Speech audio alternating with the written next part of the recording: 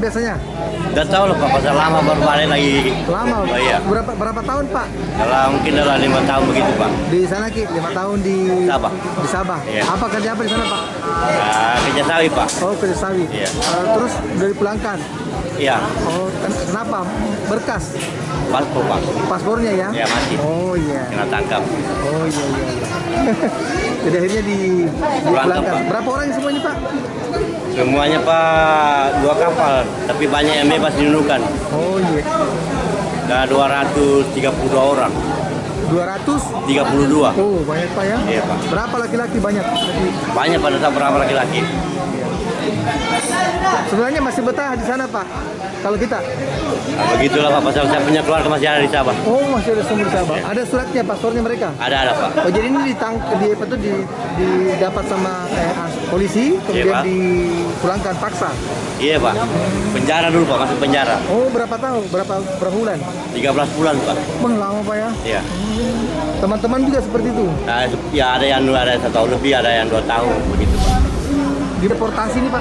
101 orang. Berapa ratus Pak? Berapa baju? 101. 101 orang Pak. Iya. Itu rata-rata mereka deportasi gara-gara apa Pak? Ya, rata-rata pelanggaran dokumen, izin tinggal. Iya. Jadi mereka menjadi statusnya ilegal di sana. Bahkan ada yang sudah ditahan Pak ya. Prosedurnya setelah di sweeping, mereka tidak langsung dipulangkan, tapi ditahan dulu. Iya. Disimpan di istilahnya di sana rumah merah atau tahanan, kemudian menunggu jadwal pemulangan deportasi. Ya. Terus apa yang dilakukan ini Pak? BPM ini. Ya, setelah kami menerima datanya, kami bagi ke semua dinas-dinas kabupaten, didata kemudian diperiksa potensinya, apa masalahnya. Ya. Kalau dia ingin menjadi legal, maka kita layani, kita bersihkan dokumennya. Kalau dia ingin tidak mau keluar negeri, mau berwirausaha, ya kita bantu latih wirausaha. Gitu Pak ya. Gitu dengan bantuan permodalan. Ada pembentukan permodalan yang Pak. Iya, Itu dari- berapaan kira-kira Pak? Ya. Berapaan kira-kira satu orang? Tergantung dari jenis usaha yang dia lakukan. Misalnya Ya, misalnya dia buka perbengkelan, ya Iya. itu bisa sampai 200 juta. oh, bisa ya. Kur. Dan itu tanpa bunga Pak. Kur bunga rendah 0,6 memang khusus Supaya program mereka tidak unggulannya berangkat lagi, Pak, ya? PMI, iya. Kalau boleh tahu Pak, tahun 2022 ini ada berapa banyak Pak tenaga kerja PMI Kalau yang dipulangkan? kalau dari Januari ini sudah mencapai 600-an, 700-an pulangkan. Masuk pintunya lewat mana saja Pak?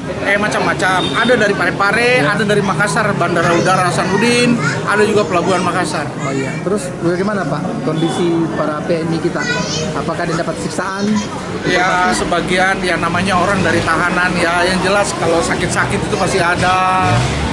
Sakit kulit, kemudian stres, bahkan ada yang stroke, dan lain-lain. Nah itu kami, pemerintah melalui BP2MI akan menanggung seluruhnya sampai sembuh. Kalau dia mati, kita beri santunan, kita kuburkan. Meski Kasih dia awareness. meski dalam tanda kutip ilegal gitu ya. BP2MI mewakili negara, seluruh penduduk di luar negeri, Iya. baik ilegal maupun legal, diurus oleh Berarti negara melalui BP2MI. ada alokasi anggaran Pak yang Memang disediakan oleh negara. Kira berapaan kira Pak? Ya, Sudah ada triliunan. ya itu sifatnya seperti bantuan darurat ya. Oh, iya. Seberapa kurangnya kami lapor, gitu. seberapa kurangnya kami minta. Jelasnya siap gitu ya. Ya yang penting negara hadir. Kalau boleh tahu Pak, untuk di Sulawesi Selatan, warga Sulawesi Selatan yang masih di luar negeri itu, terutama jadi PMI berapa banyak? Ya lebih kurang sekitar ada 3 jutaan. 3 juta? Iya, Besar Pak ya. iya besar. Tapi ini memang betul-betul dapat ke devisa Pak ya? Sebagai penyumbang devisa. Devisa kita itu 106,5 triliun per tahun. 106,5 triliun Dari PMI dari PMI. 100. Nomor 2 di bawah migas. 108 triliun, cuma selisih sedikit. Kira-kira Pak ke depan agar supaya misalnya masyarakat tidak mau berangkat ke sana, apa yang dilakukan oleh BPM ini pencegahannya, termasuk pungli-pungli gitu, Sir, itu. Kita butuh pengertian pemerintah daerah Otoda karena yang punya warga adalah mereka. Kita ini kan instansi vertikal pusat. Iya. Kita hanya mengakomodir, membantu daerah. Sementara undang-undang sudah membagi masing-masing punya kewenangan. Kabupaten menjaga warganya, provinsi mengkoordinasi warganya. Kami pusat melindungi di seluruh dunia. Jangan begitu mudah memberikan. Lah, kalau hari ini kan semuanya kita semua yang tangani. Makanya tadi kami dengan rasa syukur luar biasa melihat teman-teman dari Bone ada, Kadisnya, Sopeng ada, tapi belum semuanya.